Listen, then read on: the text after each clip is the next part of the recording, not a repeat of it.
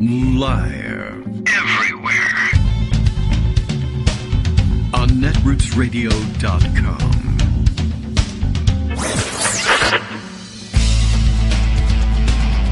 David Waldman. Kagro. In the morning. Now, here's David Waldman. Hey, good morning, everybody. How you doing? It's Friday. You made it all the way to Friday. Friday, May 10th, 2024. Time for another show. Time for the end of another week. It's been a week. They're so long. They're all like 7 days, but this one seemed longer. And, well, let's wrap it up. We weren't even necessarily expecting at the beginning of this week to have a live Friday show, but this is one. Wake up. It's not a rerun. And it's college pickup weekend, I guess, for those who are, well, done with their finals and not staying to occupy their campus for one protest or another. More news about protests these days. But for us in our household, college year wrapped up, and we were going to make our pickup today, and that was going to take us away from the microphone. But we got the chance with an earlier exam schedule to make the pickup yesterday, which is a good thing, because ordinarily we would have been able to do the pickup on a Friday and not miss the show, but I don't know. This particular campus, I don't think this is new or anything, but move-out policies here at this particular campus seem really strict. I don't usually recall the gotta be out of the rooms by X hour of X day thing being a Friday at noon. I don't know, where are the parents who are able to just drop everything and go in the middle of the day? But I guess we were. But yesterday, we had to drop everything after wrapping up work for the day and dashing out there and picking up. But anyway, it brings us back to the microphone today, and that's not a bad thing. We've got lots to catch up on, and lots of little things, lots of big things. We'll make a mix of the two. I'll make you a mixtape. How about that? And we'll enjoy a couple of fun facts on our way into the weekend, a couple of long reads, a couple of, probably less than fun facts, and let's get to it. Why don't we engineer our day here? Let's see, we've got more trial activity, I guess, that continues this week and today. For Trump, I think we're done with Stormy Daniels at this point, which is fine, and I think we're done with the reactions to Stormy Daniels as well. It doesn't look like it went particularly well, by the way, for the defense yesterday. The cross-examination fell flat. I guess Daniels still gave answers that were somewhat out of the box and not particularly comfortable for the prosecution or for the judge, but they were terrible for the defense. So on net, it came out just fine. I happened to see something yesterday. Let me see if I can bring this up again and find where it was. Ah, yes, right. Who was covering the story? It was actually Southpaw. NYC Southpaw is tweeting out, or whatever-ing out on Blue Sky, the tweets, I think, from actual Twitter from Adam Klasfeld, who was just sort of giving a quick rundown of the wrap-up of cross-examination of Stormy Daniels, and Southpaw, a lawyer, also noting a strong ending, not really, a sarcastic strong ending, Susan, for Susan Nichelles, and whatever her pronunciation of her last name is, one of the defense lawyers, apparently spending her last couple minutes of cross-examination with a series of questions that the answers to which were not helpful at all and could never really have been helpful. They were just, I think the observation is correct here, that they were a series of questions that presumably asked merely to please Trump. For instance, asking Stormy Daniels to agree that her client, Nichelle's client, is a good golfer, and that people followed him around. Well, you spoke as having met him at the Lake Tahoe charity golf tournament, and I don't know. I'm not certain where they were going with that. That's the thing. What would it prove if it were true? It wasn't true, but what would it prove if it was true that he was a good golfer, did well, and that people followed him around on the course? Was that supposed to be like, well, you wanted to have sex with him because he was a popular person and a good golfer, and it was a golf tournament, and he was doing well. I mean, no, but also probably not going to explain the sex part of it. I don't really know what they were going for, and that's why Klasfeld was kind of guessing, is this just to make Trump feel good about himself? You know, he's hired a personal aide who has to sit there and hand him positive articles during the day just to keep his mood up. So anything is possible. But anyway, yeah, so they asked the question, well, he did very well at that golf tournament, right? That's right from the transcript. This is like Klasfeld is just saying as a recap that asking Daniels to agree that her client is a good golfer, and people followed him around. But the actual question was, he did very well at that golf tournament, right? Answer, I don't remember. And that's fine. I mean, it doesn't really matter what the answer is, but I don't remember is a better answer. Of course, remember, my client was very memorable at that golf tournament as a golfer. Isn't that so? No, not that I remember. I don't remember anything about his golf, and I didn't watch any of the golf. I was there working. I mean, this isn't even included in the answer, but the truth is, I was working at the video company booth in the exhibition hall. We sponsored a hole. I mean, I guess while they were playing, it's possible sometimes the sponsors have a presence out there at the tee box of whatever hole that they sponsor. But anyway, you know, she wouldn't have been paying any attention. I don't remember as an even better answer than no at that point.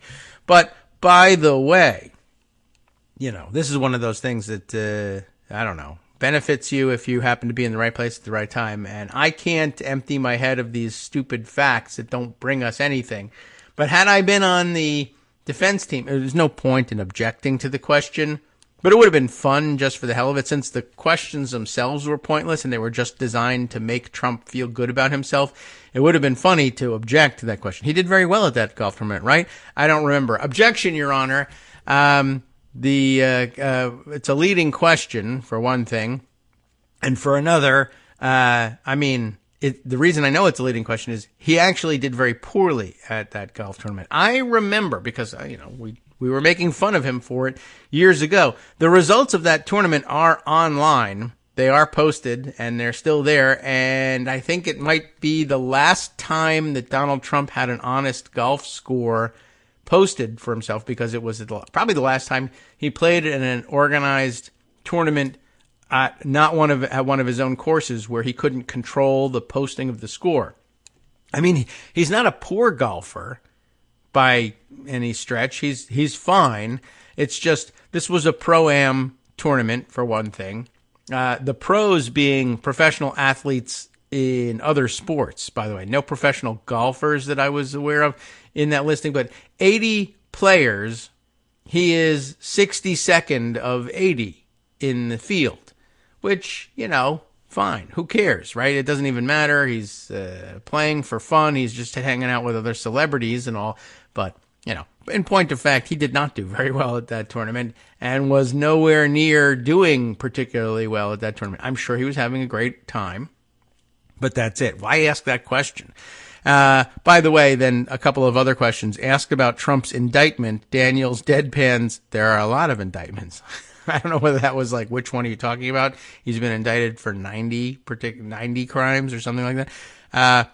And Nichelle's apparently asks then, I move to strike that, Your Honor. That sarcastic remark. What are you talking about? There's a lot of indictments. Overruled. There are a lot of indictments. If your question wasn't clear, that's not her problem, not my problem. That's a you problem. And then that was basically it, that there were these two flop questions and then a brief sidebar while Nichelle's tries to wangle her way around to admitting something slightly more damaging, could come up with nothing, and then just was basically like, no further questions, and then redirect. The prosecution gets to speak to Daniels again and correct any errors or correct any omissions on the record. I don't even know. I didn't see anybody reporting about how redirect went. But there you go. That's the report from the trial. He's still not doing particularly well, and I find that very funny, and, hope you would too, especially just the reminder that, yes, in point of fact, Trump did not do well at that tournament. All right, there are certainly things that are more important. One of which, why don't we start with this, just to make sure that we get it on the record. Rosalyn MacGregor has been kind enough to send us a rather long segment, or to put together a rather long segment, at the request of my mom. My mom requested commentary on a particular article bearing on Michigan politics that she thought, how do you like this? How are we doing as a show here?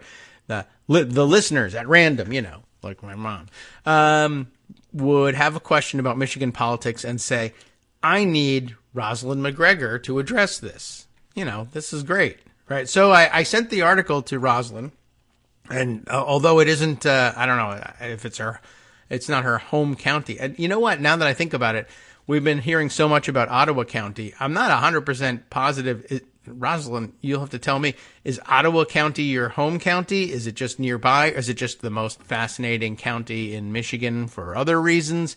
I don't know that I actually know the answer to that question. But my offhand guess was, how do you even find out about Ottowa County and what's going on in such great detail if it isn't your home county? But before we even get to that, I just wanted to point out that the other day, everyone's good friend, and I force it, if he's not one of your good friends, he should be, Taniel, who covers everything for, I don't know, let's see, what are they calling their publication now? Bolts, that's right.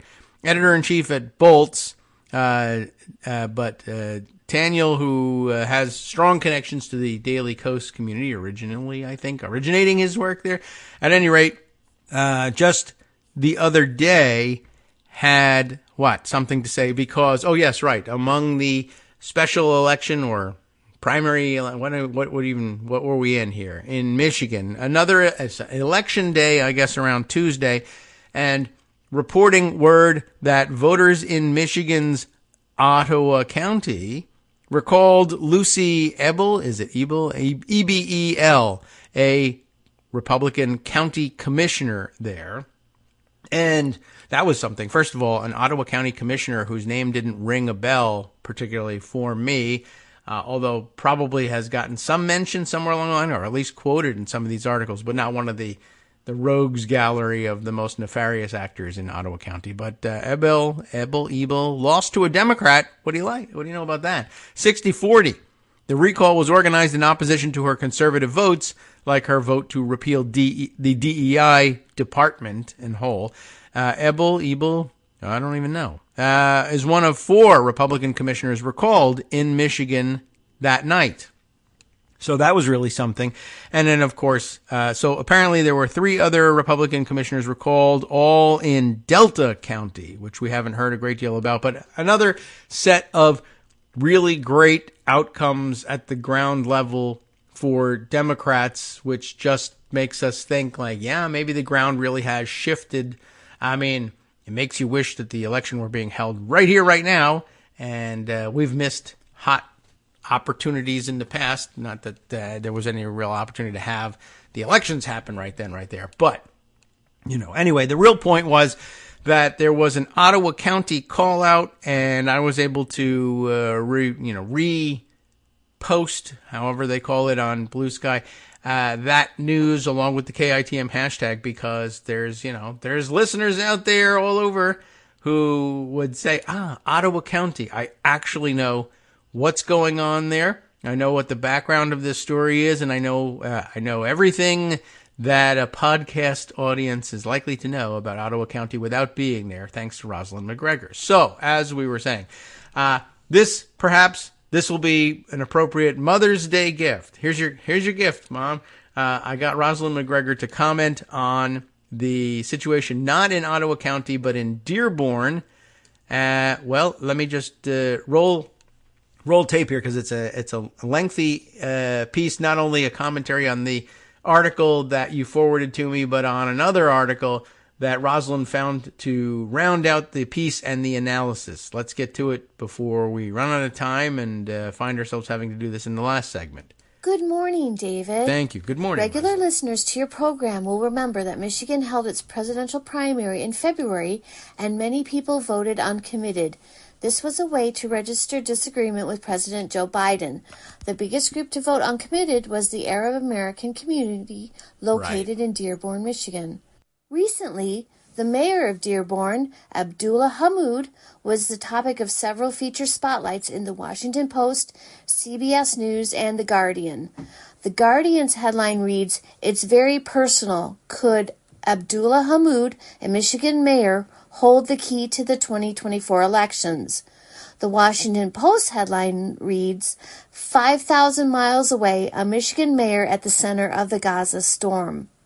Abdullah Hammoud has been outspoken about Israel's assault in Gaza and President Biden's unconditional support of Israel for nearly 4 months, but he had not attracted much attention outside his native Dearborn. That all changed in late January when he made a decision that would catapult him from little-known mayor to national figure. Biden's campaign manager, Julie Chavez Rodriguez, was coming to town, a fellow Arab American official told Hammoud. How would the Dearborn mayor feel about meeting with her? Something didn't sit right with Hammoud. His scathing criticism of Biden's support for Israel's war on Gaza had turned Hammoud into a leading voice for many of the Arab American residents of Michigan, a crucial swing state. Quote, "It's very personal. We had a resident come to a council meeting who lost over 80 family members. That's somebody whose entire life has been altered," he says. "What people are trying to grapple with is, how is it that my family was obliterated in Gaza with American-manufactured weapons? How does that happen?" Unquote.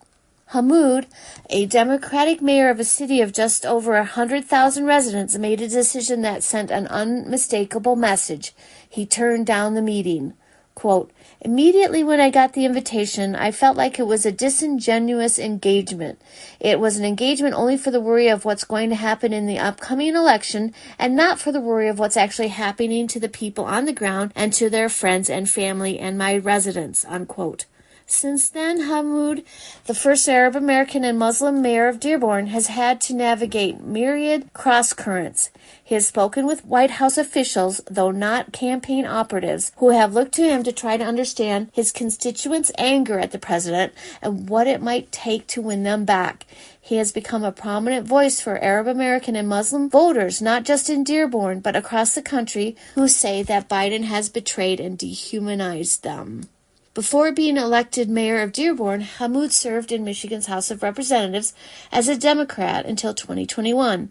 The son of a small business owner mother and a truck driver father, both from southern Lebanon, he too has felt the effects of the deepening conflict in the Middle East. Quote, "Both my father's and mother's villages have been bombed by Israeli airstrikes.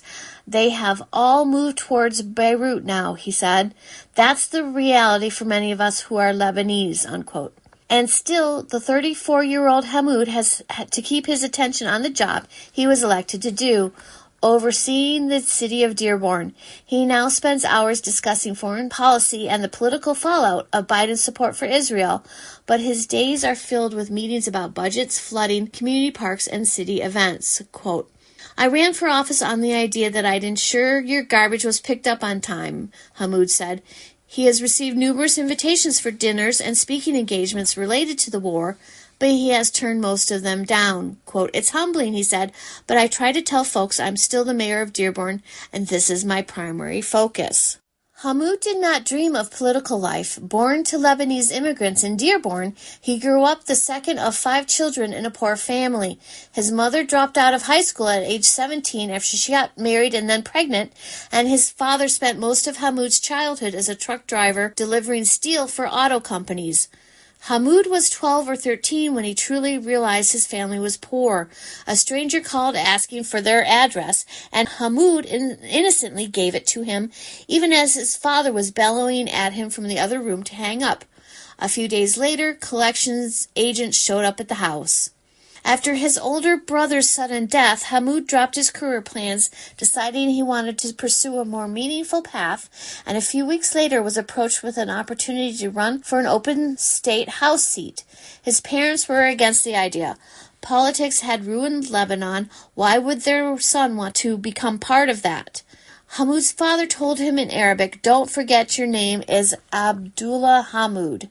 He didn't think it possible for an Arab and a Muslim to win elected office in America.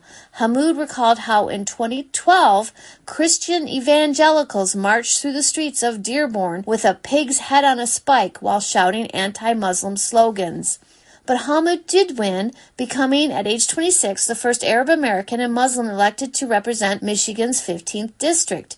After a couple of years, Hammoud felt he could have more impact directly overseeing Dearborn than as one of 110 in the state house. He ultimately beat out 5 other candidates and assumed the mayor's office in January 2022. Many of Hammoud's experiences growing up have shaped his policies as mayor. He remembers how he and his siblings could not afford the $5 entrance fee to the local pool. During his first summer as mayor, Hammoud made community pools free for all children 13 and under.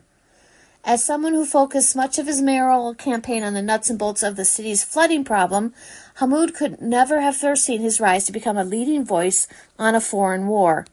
After rejecting the meeting with Chavez Rodriguez, Hammoud made clear that he would only meet with policymakers, not campaign operatives. 2 weeks later, the White House sent a high-level delegation to Dearborn that included John Feiner, Biden's Deputy National Security Advisor, and Samantha Power, the administrator of the U.S. Agency for International Development.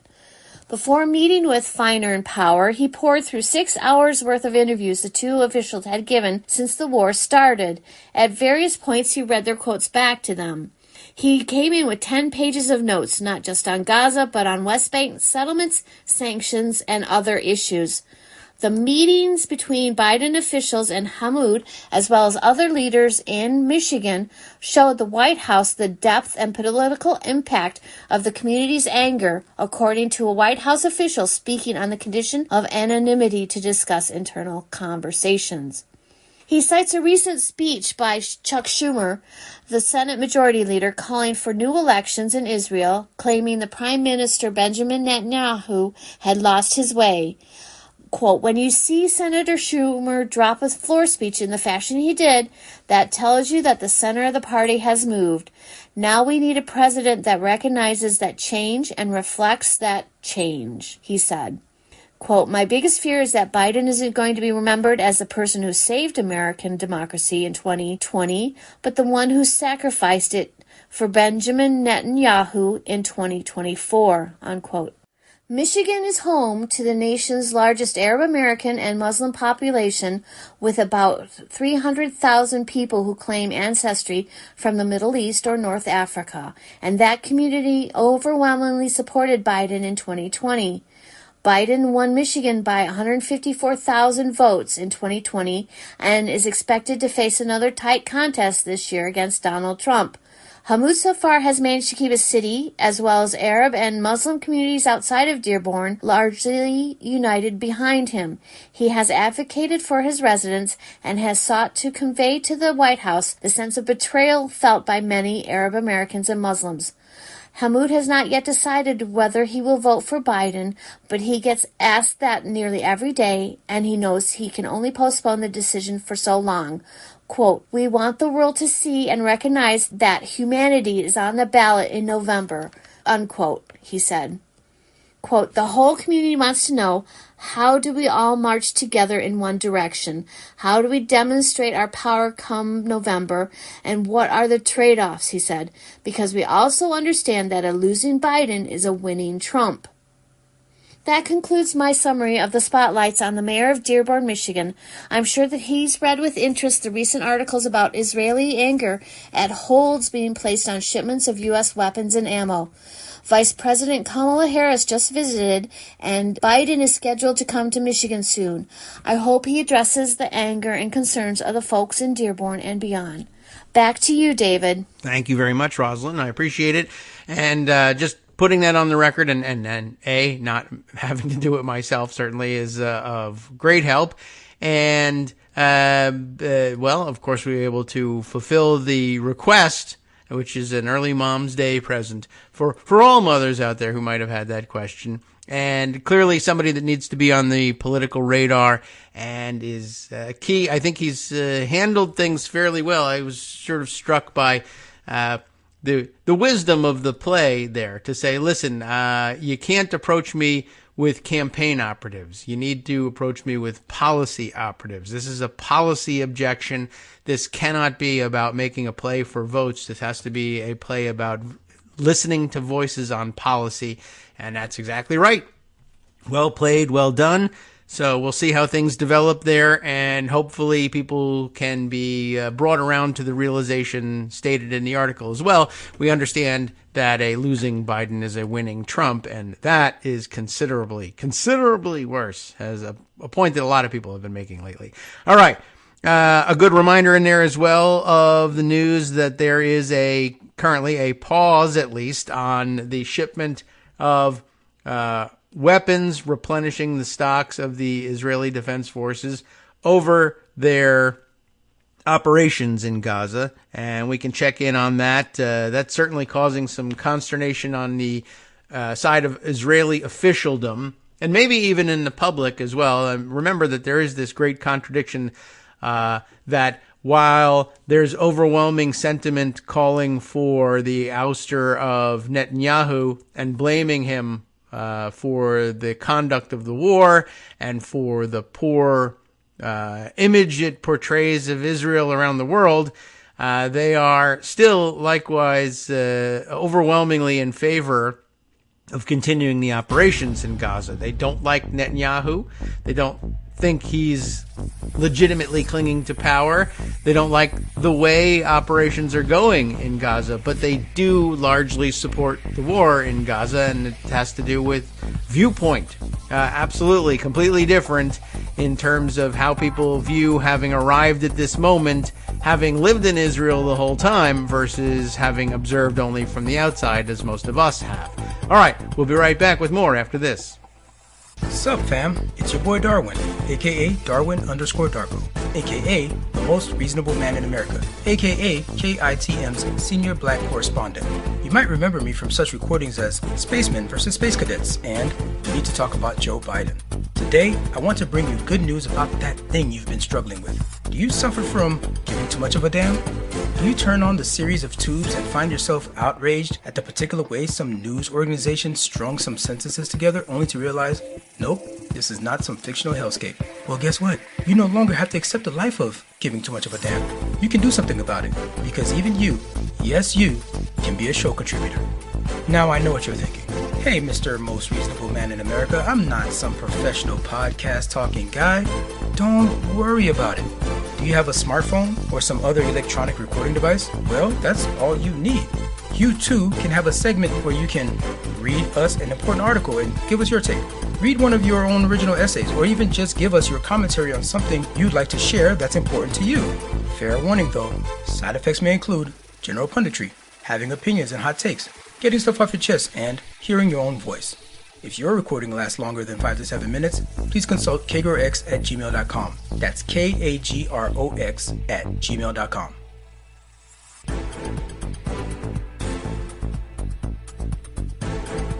All right, welcome back now to the Kagro in the Morning Show here on Netroots Radio. Hey, one segment down. Thanks very much to Rosalyn MacGregor for helping fill that one up. And there's more still from Rosalyn that I have to get to and get edited nicely and queued up for your consideration. But I think she's done more than enough for today. Thank you for taking on such a large burden. But not only fulfilling my mom's request, but filling nearly 10 minutes with that report. I know we often try and keep things closer to 5 minutes or less, but occasionally, as with this one, a special request, and two, I think an extraordinarily important piece of the puzzle in understanding Michigan and what the plays for the necessary margins are going to be like in the upcoming months. All right, speaking of the conflict in Gaza, there was, as I said, mention of the weapons supply, and that is a big story in the news, and I guess I'll cite the New York Times on this one and read through their article, at least in part, just to give you the state of play here. It was significant first that there was the hint through official channels, that action was looming to block or at least temporarily hold another shipment of weapons. But it has, in fact, progressed to the point of the president himself commenting on it and making mention of it, and that sort of raises it to new heights. Yet there is also pushback inside of official circles, because there's always pushback. Certainly always pushback in political circles as well. I guess more of the weird phenomenon that Greg and I were discussing just the other day, which was that no matter what action Biden might take, or the Biden administration might take, which people have been agitating for, they simply, even when it comes through, they roll their eyes and say, yeah, but there's something else upon which there's been limited action. All right, I got a note here from Scott that says that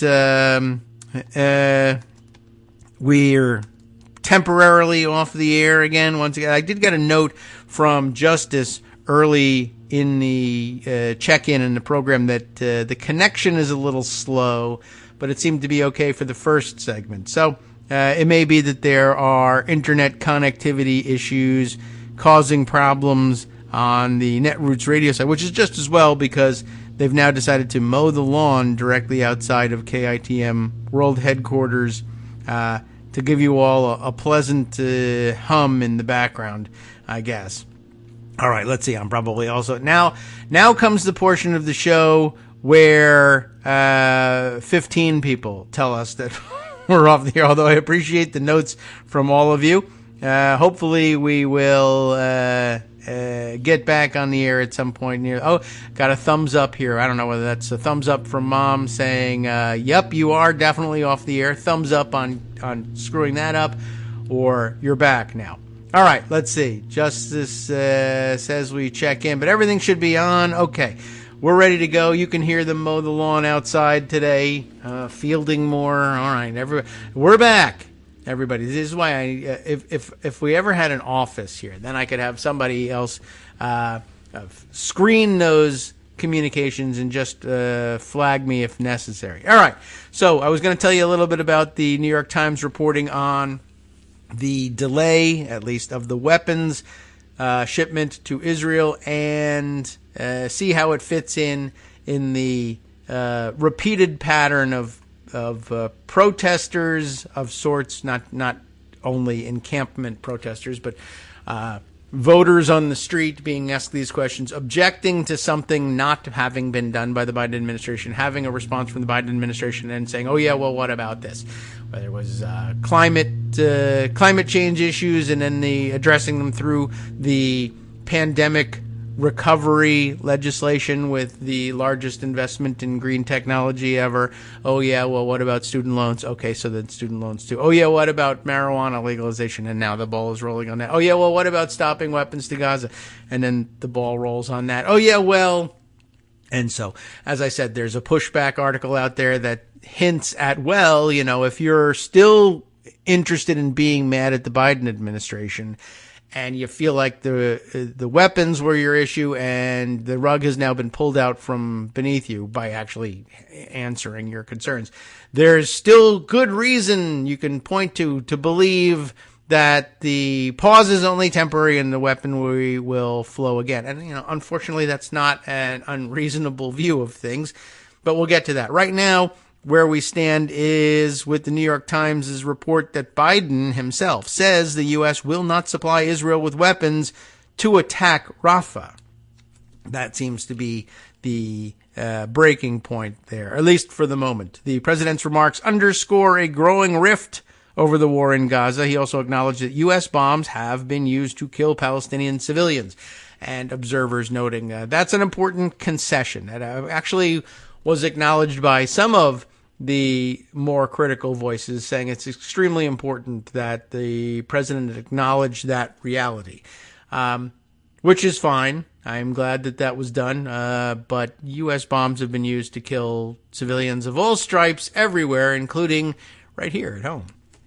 So there's very little problem, I would think, in conceding that point, but as long as it's viewed as a symbolic victory for those who've been waiting on Biden to take some action, good. we'll credit it. Erica Green is the author of this piece here, and we will read quickly through it. President Biden acknowledged on Wednesday that American bombs have been used to kill Palestinian civilians, as he warned that the United States would withhold certain weapons if Israel launches a long-threatened assault in southern Gaza. In some of his strongest language to date on the 7-month war, Mr. Biden said the United States would still ensure Israel's security, including the Iron Dome missile defense system, and Israel's ability to respond to attacks like the one Iran launched in April. But he said he would block the delivery of weapons that could be fired into densely populated areas of Rafah, where more than 1 million Palestinians are sheltering. The president has already halted the shipment, or had already halted the shipment, which we learned about the other day, of 3,500 bombs last week out of concern that they might be used in a major assault on Rafah, the first time since Hamas attacked Israel on October 7th that Mr. Biden has leveraged U.S. arms to try to influence how the war is waged. On Wednesday, he said that he would also block the delivery of artillery shells. If they go into Rafah, I'm not supplying the weapons that have been used historically to deal with Rafah, to deal with the cities that deal with that problem, Mr. Biden said in an interview with CNN's Aaron Burnett. That's not the most eloquent statement of it, but a good and clear one nonetheless. Of course, it did result in a certain amount of eye-rolling among his if not opponents, those who remain angry with him. Where was this action months ago? Or the other color of objection, which was, how come for so long you kept saying, well, it's not that easy, the president can't simply da-da-da-da-da, and here now you have simply da-da-da-da. But it's not entirely clear that it was simply the president. It's not entirely clear that this wasn't exactly the sort of bureaucratic paper shuffling nightmare to get done that everybody who was making excuses for the lack of action on it said it was, and that the paperwork has finally come through. And good thing, too, because it comes just ahead of a planned assault on Rafah. But remember also, this assault's been in the works for quite a long time, and the United States has played other cards in an attempt to delay things. What if it was that they were simply working to delay things in the hopes that the issues surrounding the weapons shipment could be worked out? And even if it wasn't a technical requirement of some sort that something had to come through, it was just waiting for the political sentiment to come around to where President Biden felt comfortable putting the brakes on things. There's a lot of pro-Israel pressure inside and out of the government as well. And public sentiment, they had some work to do to bring things around outside of the environs of the encampments. It wasn't entirely clear that the rest of the country was ready to put the brakes on weapon shipments to Israel, even though the progressive community, as very often is the case, was ready well before the rest of them. Just an observation there, not entirely, or just a surmise, really, about what the situation might be. But continuing on with the article, remember, this is an interview, or citing an interview with CNN, where Biden is speaking. He added, "But it's just wrong. We're not going to supply the weapons and artillery shells used that have been used," which is an interesting concession as well, right? We're not going to supply the weapons that have been used. And immediately you can hear the critics saying, well, you have been supplying the weapons that have been used. Well, yes, we have. And we're going to stop. Isn't that what you were asking for? I mean, I don't know that it's going to be permanent, but it's just one of those interesting situations. Didn't you ask me to stop? Yes, but I asked you to stop months ago. Yeah, well, those months are gone now. Do you want me to stop now or no? Asked whether 2,000-pound American bombs had been used to kill civilians in Gaza, Mr. Biden said, "Civilians have been killed in Gaza as a consequence of those bombs and other ways in which they go after population centers," which I don't even know how you directly answer the question. I'm not certain that anybody has put together the chain of custody such that you can say, as President of the United States, if you're asked directly, did the 2,000-pound bombs that you provided to Israel kill civilians? Probably, in all likelihood, yes. But has anybody served me up the chain of custody to prove it? No. Do I need the proof? No, I don't need the proof. What else are you going to be doing with 2,000-pound bombs? Almost certainly it's the case, but if I say yes, it's the case, and somebody else somehow puts together proof that no, they were killed with 1,999-pound bombs, you're wrong. You got a Pinocchio for that. I don't want to enter into it. Can't we just state what the real problem is? Civilians are being killed in greater numbers than anyone seems to be able to tolerate. Okay. Fine. Mr. Biden's remarks underscore the growing rift between the United States and its closest Middle East ally over the war in Gaza, which has killed more than 34,000 people and caused a humanitarian crisis. The United States is by far the biggest supplier of weapons to Israel, and the Biden administration plans to deliver a report to Congress this week. Maybe. That's another big issue of contention. Assessing whether it believes Israel's assurances that it has used American weapons in accordance with the U.S. and international law. You remember we made mention of that the other day. It was, it's now past due, a deadline for the issuance of this report to Congress on follow-up on Israel's written assurances that the weapons that they were getting from the United States would only be used in accordance with American and international law. It seems unlikely that they'll be able to prove that that is always the case and continues to be the case, or maybe was ever the case. And the progressives and others who stand in opposition to continued weapon shipments, or perhaps had stood in opposition to any weapon shipments in the past to Israel, say, well, very suspicious that the report is being delayed. But I think it's unlikely that the report will say anything other than what people expect. But this, too, requires some tightrope walking. And in the meantime, isn't it a reasonable thing to do to say, well, certainly in the absence of this report, why can't we can at least put a hold on these weapons? It would have been, people probably could have expected a Republican administration to delay the report, ship the weapons, and say, well, so long as we don't have a report in our hands that says the opposite, we can send these things. Let's make sure we dispatch the weapons. That way, when the report arrives, if it says what we think it's going to say, we can say, well, we won't ship weapons next time, but, you should, I think, take it as a good sign that the administration was proactive in this and said, all right, well, hold on to the weapons until a justification can be produced if there is one. And if there isn't one, then fine, stop the weapon shipments permanently. But in the meantime, stop the weapon shipments pending the report. It could have been done the other way. So let's see, where were we with this one? Mr. Biden has resisted earlier calls to condition aid to Israel. He remains unwavering in his support of Israel's right to defend itself, even as he speaks out forcefully against the invasion of Rafah, and grows frustrated with what he once described as Israel's indiscriminate bombing. But Prime Minister Benjamin Netanyahu has rebuffed the U.S. warnings, saying that Israel would move forward with eradicating Hamas, even if it has to do so alone. This week, the Israeli War Cabinet voted unanimously to move forward with that Rafah assault, and Israeli forces warned more than 100,000 civilians to evacuate as it started what it called the targeted strikes against Hamas. The problem, of course, is there's no such thing as evacuating. There's nowhere to go. Everyone has been evacuated, quote unquote, from the north of Gaza down to Rafah, except their way south into Egypt is blocked, so there's just not anywhere to go. I suppose you could evacuate back to the north, but I don't think that's allowed. So it's kind of considered to be something of a cruel joke to say, well, you should evacuate and get out of the way if you don't want to be caught up in our action against Hamas. There's just nowhere to go.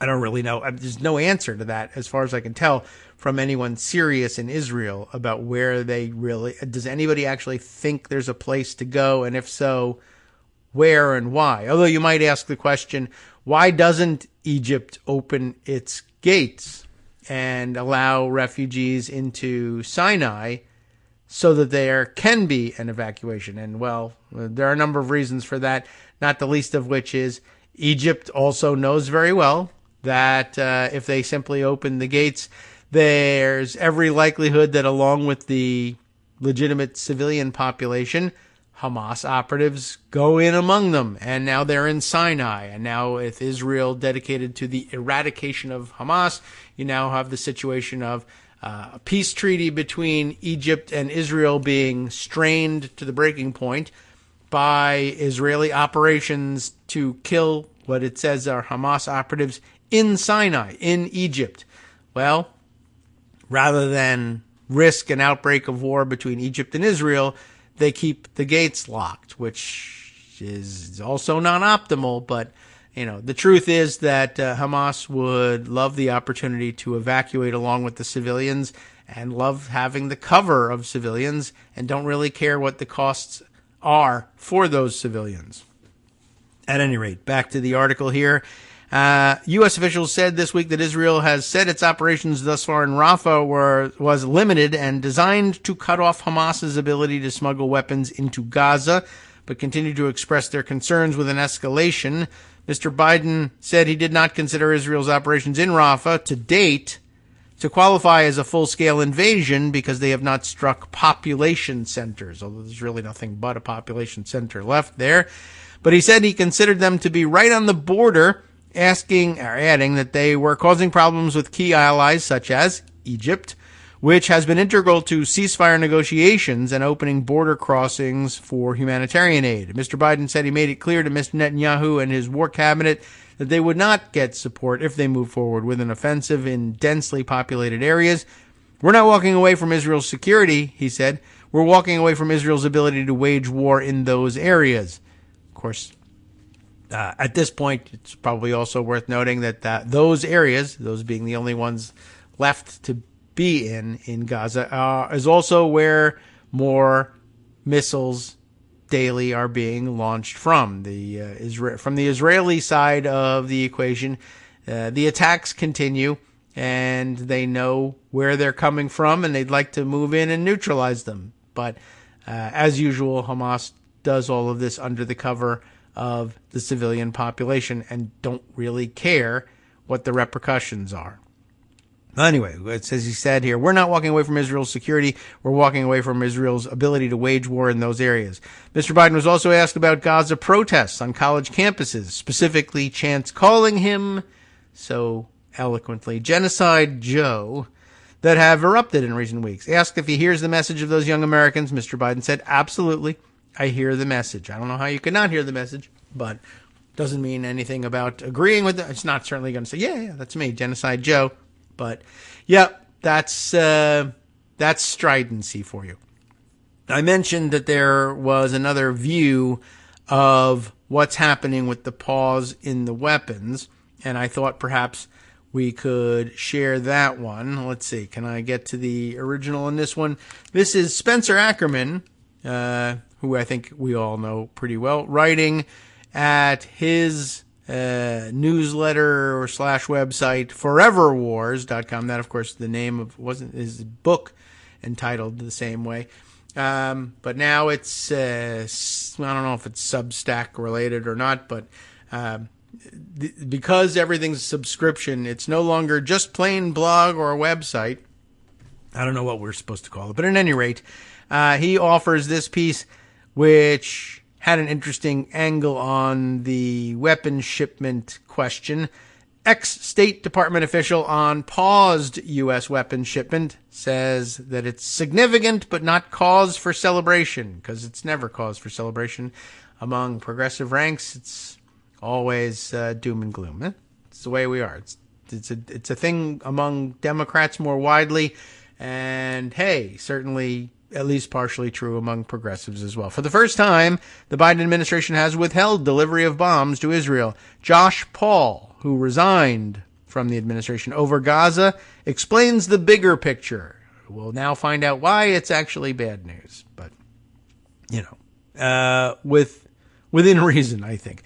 All right, well, here's what Spencer has to say. Events surrounding Gaza are moving very fast right now. Israel has begun what it has called a limited military incursion into Rafah and has seized the Rafah crossing, the only point of access to Egypt, while telling residents of eastern Rafah to run for their lives. Right before Israel pressed into Rafah, Hamas announced that it accepted the terms of an Egyptian-led proposal for a theoretically scalable ceasefire in exchange for a hostage release, something that Israel simultaneously dismissed, but in a concession to the challenge Hamas's acceptance created, if it was true. I mean, it's also, don't forget, we occasionally learn about freebie votes in Congress, right? You're going to be able to vote depending on the situation, this way or that way, in opposition to the party line, but only because we know that we still have enough votes to actually win the question, will release you. So it is entirely possible that Hamas knows very well that the terms of the ceasefire proposal are unacceptable to Israel. So Hamas can say, yeah, we accept the terms of this ceasefire, knowing that the ceasefire isn't going to be put into effect. And even if they actually oppose the terms of the ceasefire, they can, I don't know whether this is what actually happened, but it is entirely possible for one party, it could work either way, of course, to grab the headline saying, yeah, we're ready for a ceasefire. It's the other guys. On the other hand, could entirely be the case that Israel uninterested in the ceasefire under those terms for real and just unlikely to come to the table. And Hamas perfectly fine with them? I don't know. Anyway, let's see. We were reading about this. Where were we on this one? The concession to the challenge that Hamas's acceptance created, right? That Israel sent a delegation to Rafah to examine further. Crucially, after portraying Hamas last week as the rejectionists, the Biden administration, maybe that's the delegation it went, said on Tuesday that what Hamas agreed to is within diplomatic field goal range, that's an interesting way of putting it, of what Israel has already accepted. That creates additional pressure on Israel to accept the terms that emerge from the Cairo negotiations. But the crucial material component of U.S. pressure materialized after 7 months of uncaveated material support for Israel's genocide, as he puts it. Biden, officials confirmed on Tuesday night, has finally, that in bold and italics, finally withheld a shipment of 2,500-pound bombs to Israel as a means of conveying its caveated objections to a large-scale Rafah incursion. Now, the Washington Post reported that Israel has enough weapons supplied by the U.S. and other partners to conduct that Rafah operation if it chooses to cast aside U.S. objections. And Israel is also saying that its operation will occur within the parameters of those subjectively vocalized U.S. objections, hence Israel calling the push into Rafah as limited, and its leaflets telling residents to get to what some reports chillingly call humanitarian camps. But the Biden team is portraying the withheld weapons as a shot across Israel's bow. For the moment, it is accepting Israel's word that the Rafah campaign is limited, but that acceptance does to a great extent depend on what comes next, the State Department spokesman said Tuesday. Now, the other day was supposed to be that big day for the State Department. It owed Congress a response as to whether it credits Israel's assurances that Israel's defense forces are not using U.S. weapons in operations that violate, in ways, I guess, that violate international humanitarian law.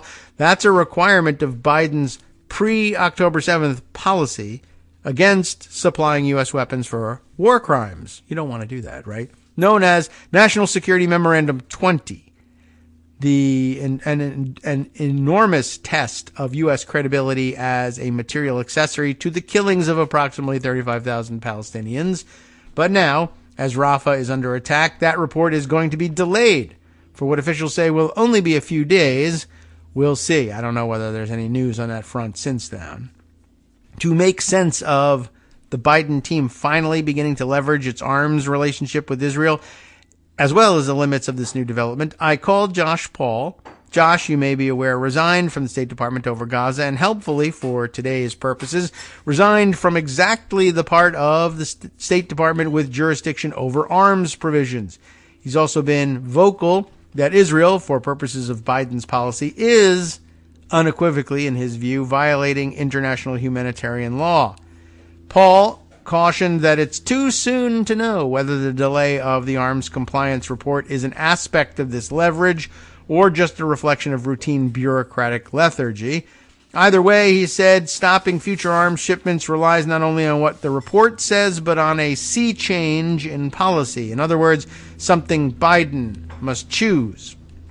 I know that several of the inputs to this report from offices within the State Department have continued to argue that there have been no violations of international humanitarian law, IHL, although those in others have contended there have been, Paul noted. An edited version then of his conversation with Spencer Ackerman follows, in which Spencer asks, how do you interpret the decision to pause this heavy weaponry delivery to Israel ahead of whatever this Rafah incursion turns out to be, along with the State Department decision to punt on the IHL assurances report? Josh tells us this right before our break. I don't know that the two are related. First of all, just on the NSM report, it is not clear to me that it's being withheld as an incentive matter, or it's just a matter that these things take time to move between the wickets and they're moving as fast as they can. So even the experts, even the critical experts, don't know that these two things are related. It's impossible to tell that apart. It just is. On the suspension of the bomb shipment, that does seem to be unprecedented. It's significant. So go ahead, celebrate if you want. I guess it's something many people have been asking the U.S. to do for 7 months now. And it, of course, comes too late for the 35,000, at least, Palestinians who have been killed, mainly by American weapons in Gaza. It also seems to be a point of tactical leverage. But what we really need is a sea change in our policy towards security assistance to Israel. I think the administration has remained really clear that that is not what this is. One can also argue that there are also legal questions that have not been addressed by the administration that raise the question of whether these bombs should even be going in the first place. So I think it's significant, but not cause for celebration. All right. It seems to be done on a relatively narrow tactical objective in terms of the operation in Rafah, and perhaps as well linked to humanitarian assistance. But the big picture here is that the U.S. will continue to provide weapons by the billions of dollars.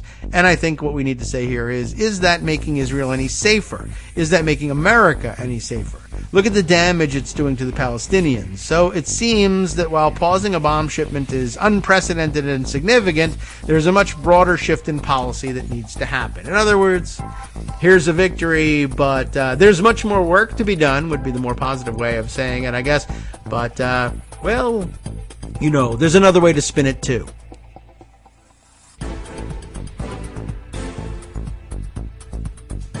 All right, welcome back now to the Kagro Morning Show here on Netroots Radio. Just that 1 minute break. Keeping fingers crossed that everything, all the right switches are flipped. We got the thumbs up from Justice. He was standing by to make sure that our transition back out of the break worked smoothly. No real answers on what happened with the transition out of the first break, but everything seems to be on the up and up. So let's continue reading this Spencer Ackerman discussion with Josh Paul, the former State Department official who resigned recently, evaluating the realities and possibilities as he sees them around this suspension of the weapons shipment and what it might really mean. The next follow-up question here from Spencer was, when you say that the shipment pause is a point of leverage, what do you think the administration is trying to achieve in terms of Israeli behavior in Rafah?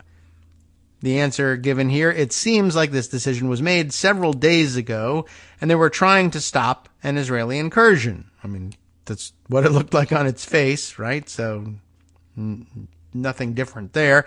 Or at least to signal that the U.S. would not support it. I think it's an interesting contrast. They've been saying for several weeks now that Israel should not go into Rafah, and apparently had decided to suspend an arms shipment to signal that. But the fact that they haven't suspended any arms shipments up to this point, should we take that to suggest they were all right with everything that went before? Now, reminder, that's not Spencer Ackerman asking that question. That's Spencer asking, what do you think this means? And Josh Paul getting around to asking his own question, I guess, which, I don't know. I mean, we are talking to somebody who resigned from their position over the Gaza issue, so clearly not seeing eye to eye with the administration here. But once again, the shipment being paused and the response being, well, why didn't you pause it before? I don't know. Well, I mean, it's a good question, but I don't know if that's really the most effective response from a policy leadership standpoint. What about, the art of the possible here? And one thing we can't do is change the past on that. So you pressure for a change in the future, then you get the change in the future, and your immediate response probably, as a pragmatist, should not be, yeah, well, what about the past? But here we are. But it's not necessarily maybe he's just not acting as a pragmatist anymore, having resigned from the State Department. And that's okay. That's his prerogative. Let's see. So what about the next follow-up question, as opposed to, I think the next follow-up question should be, hey, I'm asking the questions here, but he's giving him free rein. So I guess that's fine. What do you expect that this State Department assessment of the credibility of Israel's assurances on IHL, remember international humanitarian law, Israel's assurances on IHL compliance with the U.S. weapons, what do you expect this is going to look like? Well, that's a good question. Let's find out. All available evidence in the public sphere, let alone what the U.S. government is able to gain through intelligence, should be sufficient to draw the conclusion that violations of international humanitarian law have occurred using U.S. weapons. That's what the NSM, the National Security Memo, requires state to report on. I think there is plenty of space for skepticism that it will do so, considering that they have spent 7 months saying that they have not seen any violations of IHL. I know that several of the inputs to this report from offices within the State Department have continued to argue that there have been no violations of IHL, although those in others have. I don't want to prejudge it. I don't know where the report will land on that question and on other questions, but certainly all the evidence is there for them to come to what I believe is the clear conclusion. But I don't know. This is interesting. I mean, when we're reminded that this is a conclusion of international law, and we watch in parallel, let's say, the trial going on in New York, and end up reading these really weird, weedy, confusing sounding explanations of exactly what has to be proved, what might not yet be proved, the technicalities that might lead to an acquittal on one or another, or even all of the charges in the New York case, in any of the cases that we occasionally see from like lawfare. When you get right down to it, when it's an actual legal conclusion and not simply a moral conclusion that you come to despite the thinness of the evidence that's offered, which might be convincing to one person but might not be convincing to another, or, you might even say morally it's convincing, but as a matter of legal opinion, when you're handing down a decision that says something as momentous as you have violated international humanitarian law and there are supposed to be consequences for that, and politically those consequences are not comfortable for you, well, sometimes the legal decision comes out different than the moral decision. And the fact that that was going to happen is apparently what led to this guy's resignation. But he does acknowledge, with his experience in the State Department, that sometimes A, things like this take time, and B, the legal factual conclusion has to be the opposite of the thing that you were hoping for morally. Anyway, Spencer then follows up by asking if the State Department says that Israel is violating international humanitarian law with U.S. weapons, is there any automaticity, how do you like that, to those weapons shipments stopping? It's interesting because I think everybody assumes that that's the case, right? There's the National Security Memo, the requirement of the report, and the statement of administration policy that we will not supply weapons for violations of international humanitarian law. Well, logically speaking, there should be some automaticity to it. Is there any from a legal perspective? Guess what the answer is? No, there isn't. The NSM, the National Security Memo, didn't create any new legal requirements. How could it, right? It's a policy document. But it didn't create any new legal requirements. Reporting to Congress doesn't necessarily trigger any legal requirements. The one place where it may impose consequence concerns restrictions on humanitarian assistance. if the report says Israel has restricted humanitarian assistance, particularly U.S.-funded humanitarian assistance, not just any, which is one of the things it's asked to look at, you would think that would then trigger Section 620 of the Foreign Assistance Act, which prohibits assistance to a country that is restricting delivery of U.S.-funded humanitarian assistance. Now, the administration has been arguing to Congress for the last couple of weeks that 620, it's in fact, it looks like it's 620I, or is that 620 Roman numeral 1? I can't tell which that's supposed to be. But the administration has been arguing to Congress for the last couple of weeks that 620 does not apply to U.S. assistance to Gaza. Another legal fine point, I guess. We'll see whether we agree with the way the hair is being split here. But on the grounds that the assistance is pooled funding, it's not exclusively U.S.-funded assistance. Does that count for triggering this section? So the assistance is not direct from USAID with an American flag on it. It's money that we give to the World Food Program or to the UNRWA, or UNRWA, as they sometimes actually try to pronounce out loud. That is then mixed with money from other countries, and apparently that makes a difference. I think that's an absurd reading, Josh Paul says, but even in that circumstance, it's not clear that findings from the report would actually trigger any significant changes in law and policy on the part of the United States. Well, that's the reality of it. So, Spencer asks, restricting further weapon shipments would require an affirmative policy choice on the part of the Biden administration? I think so, says Josh.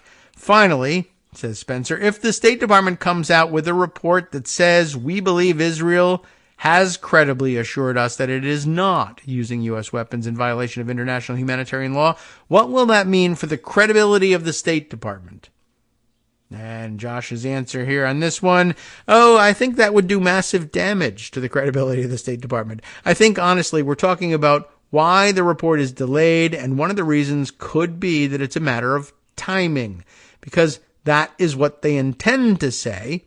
Releasing such a report during an Israeli operation in Rafah would just be an absurdity. Even without that timing, the notion that the U.S. could find that there have not been any IHL violations is, he says, unbelievable. All right. Well, that's entirely possible, and that could be the outcome of it. And I don't know. No one knows, and he doesn't know, and he says he doesn't know. And he's, of course, coming at it from a partisan perspective, not a political party's partisan perspective, but certainly from his own personal perspective. He has just resigned from the State Department. But it's an interesting point that, once again, some of these things turn on the hair-splitting and absurdist, in some cases, interpretations of law, but we should be, at this point, no stranger to that. And by the way, the logic of law, no great shakes in its own right. And that perhaps could bring us around to a subject for the next segment. Although I do want to still shoehorn in one more thing on the protest front. But just a hint at what we could get around to in a few minutes in terms of the absurdity of the law. Perhaps a visit to the Slate series from Dahlia Lithwick and others that Greg mentioned yesterday, how originalism ate the law, right? So to say, we should be at this point, on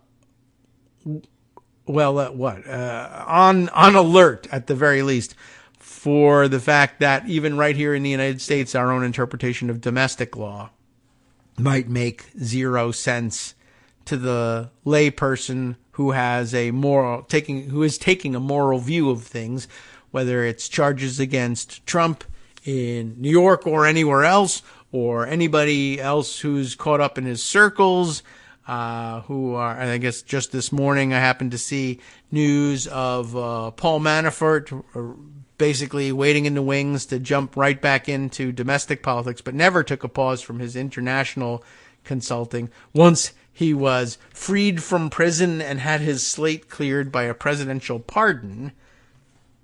So, nothing will make any sense for a good long time to come. And then, of course, even more possible violations of law, certainly violations of our moral code, already underway in the Trump campaign, even as he faces down charges from how badly he violated U.S. law and the Constitution the last time around. But, as I was going to tell you, on the protest front, I thought this was widely shared, I noticed on social media, and I thought it was probably worth having in mind as the weekend rolls back around. This from Paul Musgrave, writing on this actually quite clearly identified as a Substack. So what is he calling his Substack? Is this it? Systematic Hatreds? Okay. It's an interesting name for it. But this piece, well, as I said, widely shared over the last couple of days. Everything matters and nothing does, right? That's always a good formulation around YOLO, nothing matters. Everything matters and nothing does. Living in a discursive object. How do you like that? In contested times. Very fancy.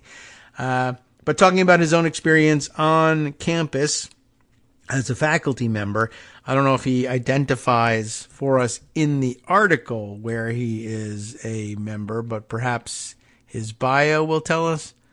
Political scientist and a professor, but not where. But you should theoretically be able to look that up and find out where. And maybe I will, just to give us some context of what campus we're talking about here, because I don't know offhand where Paul Musgrave is headquartered here. Georgetown University, as it happens. Or, well, it's listed among... No, so I don't know. I guess more, maybe that might be his own educational background. Yeah, his educational background is Georgetown and others, but I guess now he is at UMass Amherst. There we go. That makes more sense. So that's the campus he's installed in currently, and the one about which he's speaking in this piece. Everything matters and nothing does. I took the photograph above, which of course you won't be able to see right now, but later on with the link you can. And basically, I'll tell you more or less what it portrays. He says, I'm not a good photographer, and the conditions were less than propitious anyway. How do you like that?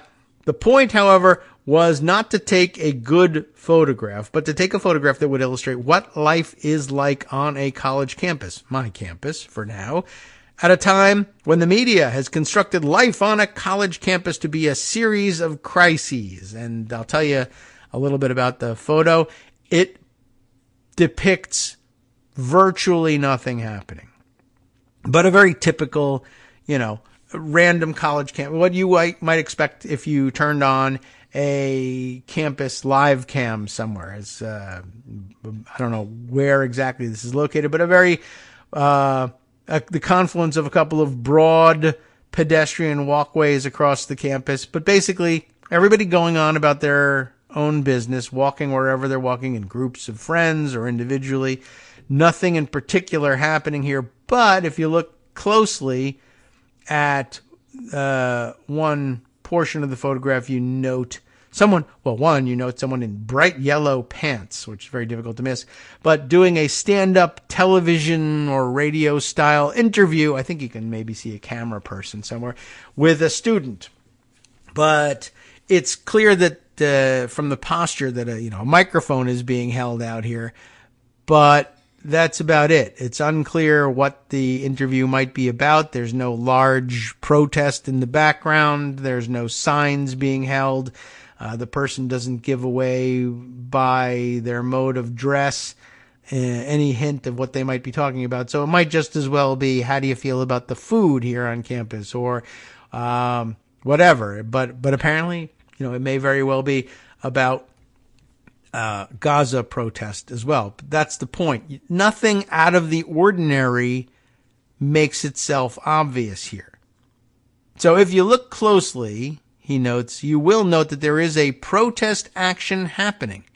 It is a very specific kind, a stand-up interview of protesters done by a local television news station. The reporter is in the yellow pants, She has been interviewing spokespeople for protests on this campus for a little while, or had been, before this photograph.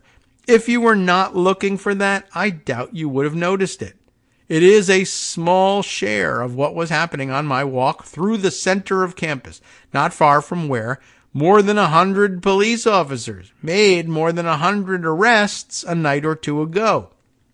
The campus is full of students, even though it doesn't look jam-packed in this picture, full of students enjoying the weather, which is not all that good looking really, but this counts apparently as nice weather at Amherst, and parents are touring the campus with their high school-aged children. If you were to describe exactly what you saw on campus right now, then you would say something like, and there's 9 bullet points here, people going to class. They are talking to friends. They are playing video games in the campus center, though that's not evident in the photo. That's just something he happens to know is going on. They are having lunch. They are exercising. They are moving from place to place. They're working. They're talking with friends. And only lastly would you note, if you knew that this was the case, they are representing an anti-war movement. Now, he goes on to say, I do not mean to minimize what's happening with the protesters. On this campus alone, there have been referenda, protests, marches, demonstrations, arrests, allegedly injuries, and so on. What I wanted to share instead is the unreality of living in a discursive space that others have created to describe one's putative reality, and yet which has no resemblance to that reality. That the elite and the conservative media alike have decided to invest campus politics with a profound significance is well known. I do not know how to think about this. The protests are, in some ways, widely supported. Polls suggest that younger and more liberal cohorts are more critical of Israel than older and less liberal generations, but they are also not a mass movement. I suspect that most campuses are like mine, tolerant of the protesters, sympathetic to many requests, skeptical of specific demands, and somewhat more outraged by the treatment of the protesters than strictly endorsing at least all of the protesters' views. I would even go so far as to say that concerns about anti-Semitic content are not entirely an elite fixation, even if those concerns are somewhat less prominent for most students than many members of congressional committees. Those concerns do exist. They are voiced, and they lead to notably nuanced conversations. But most students are not protesting, nor even thinking about the protests most of the time. And most faculty are not encouraging the protests, even if I would wager that a number of them are disappointed or even angry at how specific protests have been addressed by specific administrators. The elements that lead protests to be truly explosive, like, say, the draft, are not present here. That the protests seem to inevitably draw in a long list of demands and ideologies that limit their appeal is another restraining influence, but awareness of the war in Gaza is high, perhaps higher than any foreign policy issue since the Muslim ban, and concerns that impartiality is being weaponized to insulate a government unpopular in its own country are not too hard to find. Yet awareness of October 7th is also widespread and tempers many reactions as well. What do you know? They actually are taking that into account. You wouldn't know it from the reporting about student unrest on campus. In other words, what is depicted as stark and chaotic is actually mostly nuanced and contradictory. That is not surprising. What is surprising, to me at least, is how this complex and contradictory mess of opinions has produced such a severe reaction as a general development. It is jarring to see snipers deployed to campuses. It's jarring to face constant insinuations that one's entire profession, professors, is radicalizing people. It's jarring to be constantly reading articles and takes that suggest that the confusing and mostly messy situations on campus represents an immediate threat that should be dealt with by the use of armed agents of the state. The scale of the reaction seems to bear out that there is something happening here, but, to quote the song, what it really isn't exactly clear. Even if in particular instances we can argue whether certain measures were necessary or not, the overall scale of the discourse, the emotional fervor being poured into it, seems disproportionate to the cause of the discourse.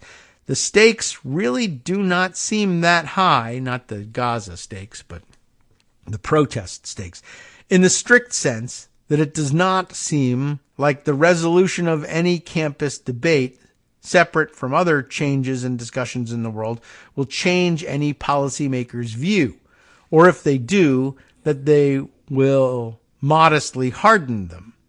It is not, after all, like the debates about any government's role in these actions began only with the protesters calling attention to actions that have been more widely covered than any other events in the world for the past several months. The photograph illustrates this point well. The story that will air tonight, probably the other night, about my campus will be one about disruptions and debates tearing a campus apart. The everyday experience of being on campus for me, and I suspect for many of my students and colleagues, is one of routine mixed with varying levels of anxiety, annoyance, confusion, and sadness. I suppose that is what it must feel like to be an extra in a movie or an NPC in a video game. This sense that somehow everything matters, but that nothing I specifically am experiencing matters at all. It's an interesting perspective and keeps things in perspective and reminds you that in all likelihood, the majority of what's happening on any campus anywhere, even those that have been in the news for violent suppression of their protests, that for 90% of the people on campus at any given moment, it has nothing to do with their daily lives and momentary existence. Even if they pass by the protest site, it really has very little impact. It's just a microcosm. But that's sort of the reality. It actually reminds me a little bit of that famous photo that I refer to every once in a while of, I think, the January 20th, 2017 photo of demonstrations against the inauguration of the Trump administration, and the photographers gathered around that one garbage can that had been tipped over and the contents lit on fire, but everybody framing close-up photos of it, as if to say that Washington, D.C. was itself burning to the ground, when it was in fact one trash can that had been tipped over almost for it looked like a prop, like a setup, a set for them to photograph and give the effect of wider disruption, when in fact that just was not the case. So, happening on campuses everywhere, as it turns out. All right, now to switch over. Let's see, maybe we ought to, well, coming up on break time, maybe something completely different just to fit additional content in that I thought you might think was of some interest. This has really got nothing to do with anything, but is the only thing that fits before our next break. Here's something that I grabbed that just fits under the fun fact section, I guess. Again, on Blue Sky, it's a thread, 7 posts. We may not get to all of them after all. From Tikkun Olamnist. How do you like this? Who writes this out of nowhere. I don't know what motivated it. Fun fact, always means you're switching subjects. Stockholm Syndrome. Ever heard of it? We have, right? This is just interesting from I guess this counts as media criticism if you want to file it somewhere. Stockholm Syndrome, the claim is here, is an unscientific and sexist concept. I hadn't really ever considered that to be the case. And here's why. It was made up by a police psychologist to gin up a BS explanation, or as Greg would say. That's bullshit. Exactly. A BS explanation for a particular incident, but one that embarrassed the Stockholm police, if you're ever wondering where this came from. There was, of course, a bank robbery, and the robbers held the bank tellers hostage. The police completely bungled the hostage situation over and over again. In the course of the siege, This is the famous part that we all kind of are somewhat familiar with. The tellers, who happened to be mostly women, figured out that the bank robbers were handling the situation a lot better than the police, and were more worried that the police would harm them than that the bank robbers would. Well, when it became clear that the tellers were helping the robbers get through the hostage negotiation and the siege, which they felt they needed to do in order actually to defend everyone from the police, the Stockholm police needed to spin that story so that law and order prevailed, and the story they came up with was to invent a psychological syndrome out of thin air to explain why the tellers would possibly be helping the robbers. The original explanation played on the idea that women were somehow easily frightened and impressionable and therefore would follow whoever was nearby and in charge. Interesting. Hi everybody, it's me, David Waldman. Yes, the same guy who interrupts you all the time. Interrupting you one more time just to tell you again, another reminder that your contributions are what keep this show on the air, and patreon.com, patreon.com, is still among the easiest ways to make the sustaining subscription donations that keep us afloat. Are you ready for the pep talk about how our Patreon campaign is still going strong and growing? Well, too bad. Yeah, the plain fact is we actually are headed in the wrong direction, and whereas we once had about 175 monthly patrons, we're now actually down below 150. Time to recruit some more. Not exactly the kind of news I wanted to share, but there it is. For those of you in a position to support the show, patreon.com does make it easy to make those secure, recurring monthly contributions to do so. Patreon.com/KagroX gets you straight to our donation page. We've been through a lot together. The worst of the pandemic, we hope. The worst of the insurrection, we hope. So go ahead and treat yourself. You don't need an excuse. Give yourself the gift of a little something you enjoy in life. Support the show. And of course, if you happen to prefer using PayPal or even the Square Cash app, we're up and running on those options too. So thanks again, everyone, for all your support. We couldn't, or at least shouldn't, do it without you. Hope you'll be on board soon too. Thanks for all your support.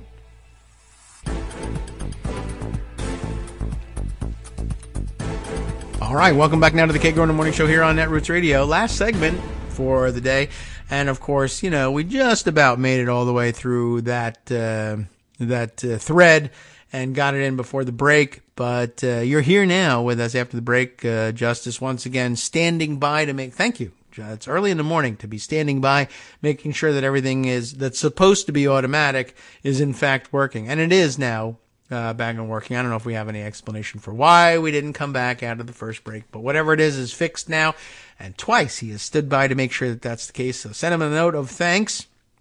And now we can conclude that interesting fun fact thread about Stockholm Syndrome. So as we were wrapping it up, we were reading that the original explanation of Stockholm Syndrome played on the idea that, well, poor women, well, they are, of course, easily frightened and impressionable, and so therefore would follow whoever was nearby and in charge and develop that strange attachment to their captors. There's no possible explanation for why they would develop that attachment to their captors and oppressors, except for some weird psychological syndrome. But as it turns out, in reality, the tellers were smart, capable, and calm, and were working in the best interests of everyone involved, except, of course, the Stockholm police. So, it pointed out here, like so much cop science, Stockholm Syndrome is, tell us, Greg. That's bullshit. Exactly. And it's designed to obfuscate the real reasons why people just, at least in this case and elsewhere, of course, don't trust the police. How interesting is that? It would be it's more important to them. The only explanation for people not trusting the police to handle a dangerous situation that might cost them their lives has to be psychological syndromes. Oh yeah, they're developing an attachment to their captors, and it's inexplicable, but you know how women are, just so weak-minded or whatever. No, I had never heard that it was something that was particularly attributable to women as opposed to people in a captive situation, but a much better explanation, or certainly more plausible sounding explanation here, is if the police are particularly militant and looking to do a kick in the doors and shoot their way out of the situation kind of solution, which might appeal to them as, Rambo/John Wick types. The reality is that bullets start flying. They don't know where they're supposed to go. They end up hitting the wrong people. And the tellers were worried about being accidentally shot in all of this.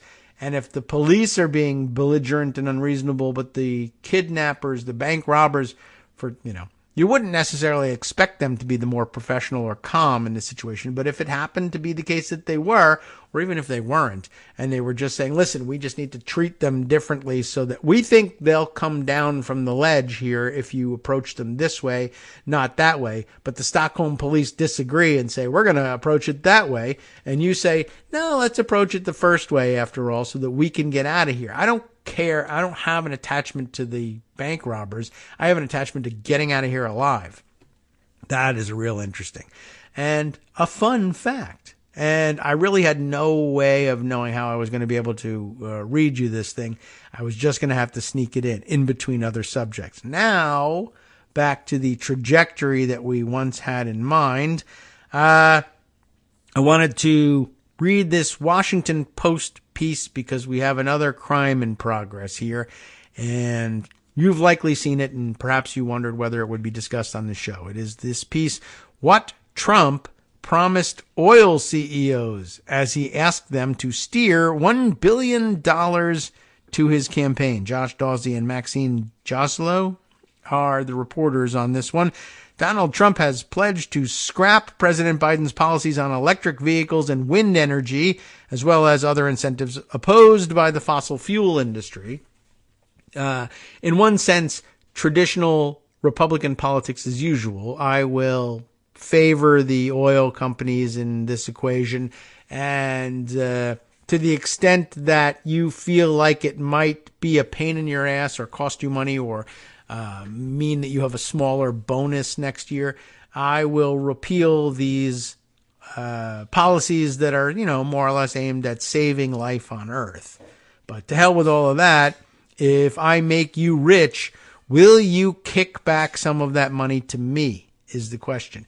And for all the time, Donald Trump spent a good portion of his 4 years running around with the quote, no quid pro quo, no quid pro quo. They can't prove a quid pro quo. This, of course, is what quid pro quo means, and he's promising it outright in a setting that would ordinarily land him under investigation or possibly facing criminal charges. But what's the difference in adding a couple more criminal charges now? And two, how long do we find out now that it takes to level criminal charges in a serious way that ends up in a trial against someone who's president of the United States?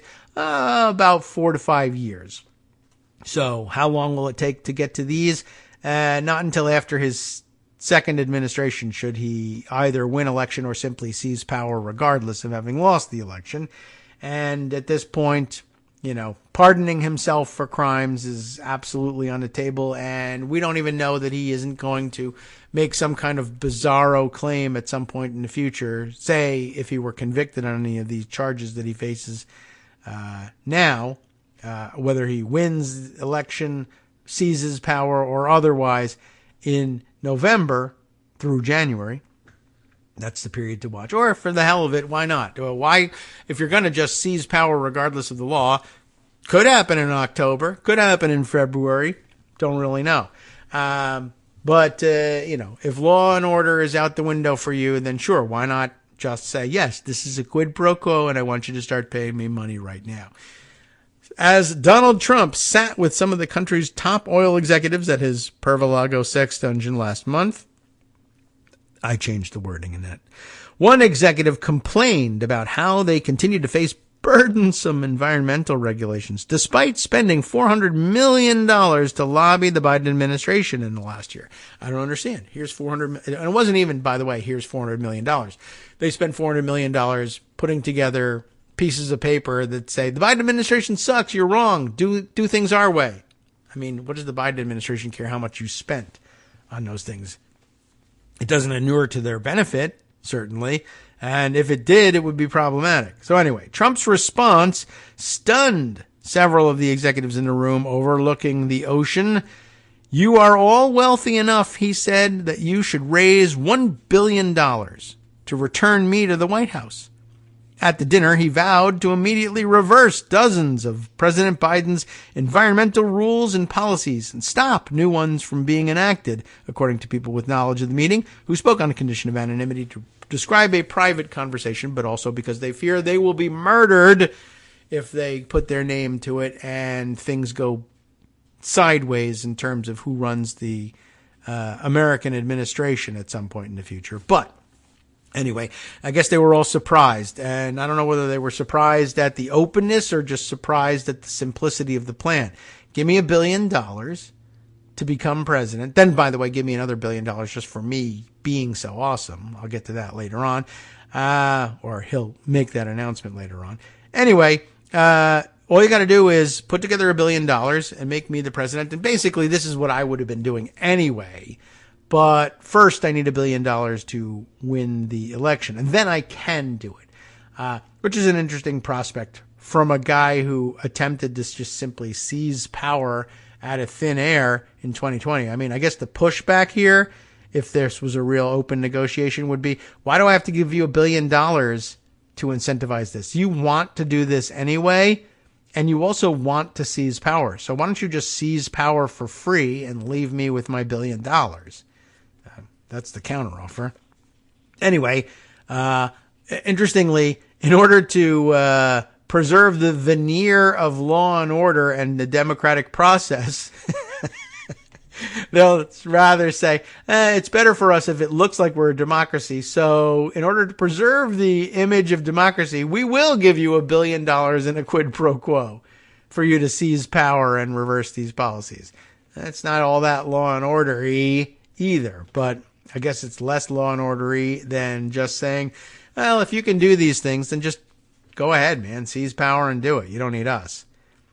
Anyway, giving $1 billion would be a deal, Trump said, like a good deal. Like, that's a low price tag. That's a deal because of the taxation and regulation that you will avoid thanks to him, according to the people who are knowledgeable about the discussion. Trump's remarkably blunt and transactional pitch reveals how the former president is targeting the oil industry to finance his reelection bid.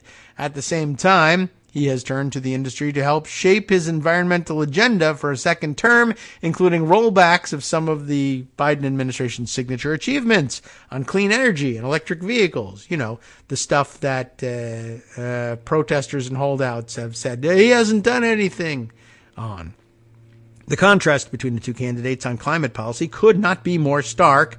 Biden has called global warming an existential threat. And over the last 3 years, his administration has finalized more than 100 new environmental regulations aimed at cutting air pollution and greenhouse gas emissions, restricting toxic chemicals, and conserving public lands and waters. In comparison, Trump has called climate change a hoax, and his administration weakened or wiped out more than 125 environmental rules and policies over 4 years. So, it's a bit of a contrast. It's a real thing. In recent months, the Biden administration has raced to overturn Trump's environmental actions and issue new ones before the November election. So far, Biden officials have overturned 27 Trump actions affecting the fossil fuel industry and completed at least 24 new actions affecting the sector, according to a Washington Post analysis. The Interior Department, for instance, recently blocked future oil drilling across 13 million acres of the Alaskan Arctic.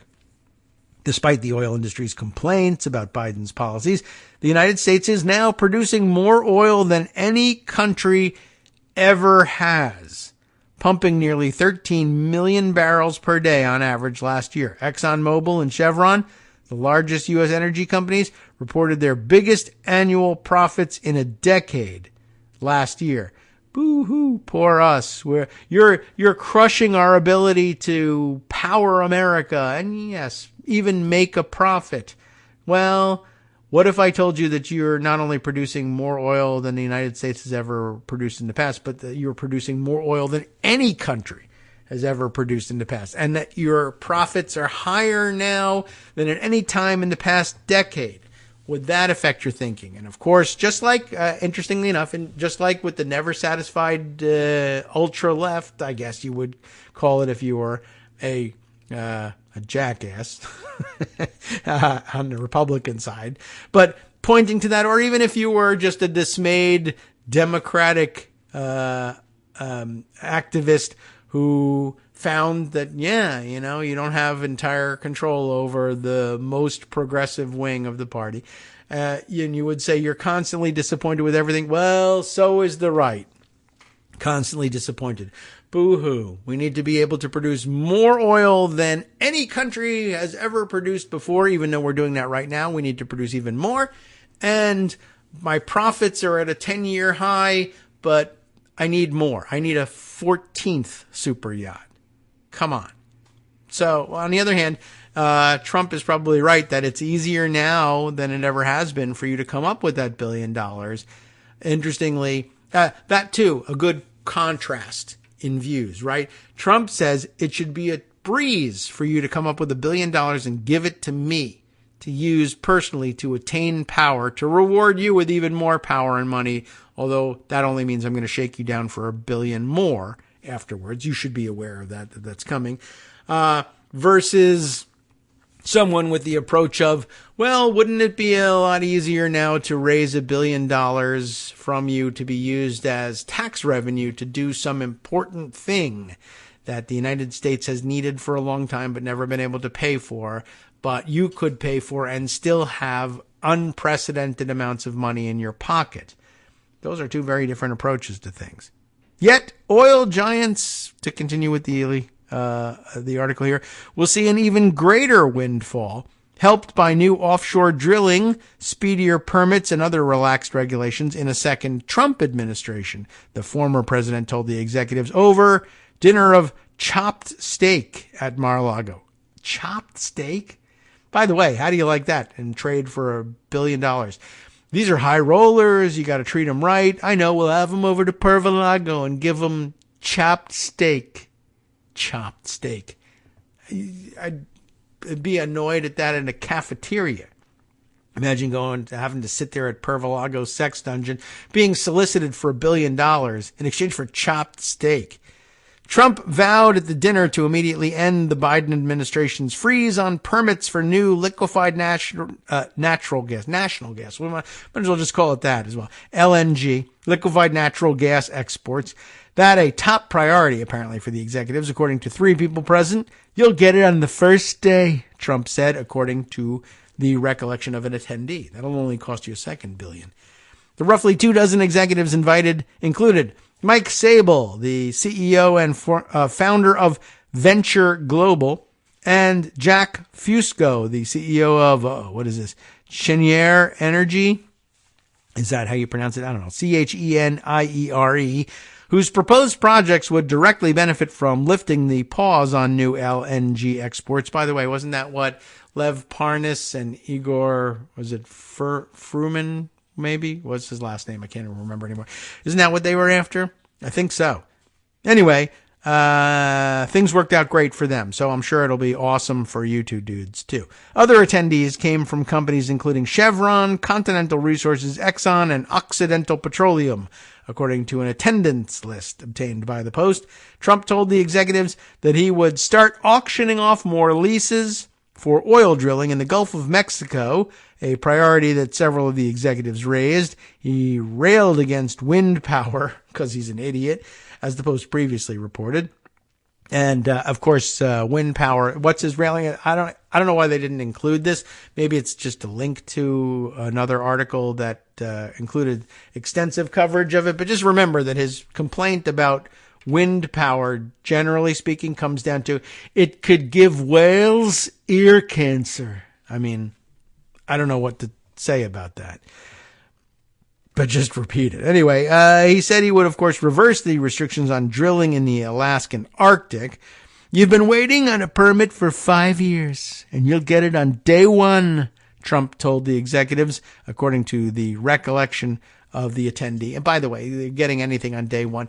When you know that day one is about splashy inauguration parties where there will be zero disclosure requirements for what happened to the millions or even billions of dollars spent on it, he's not getting around to day one work of any sort.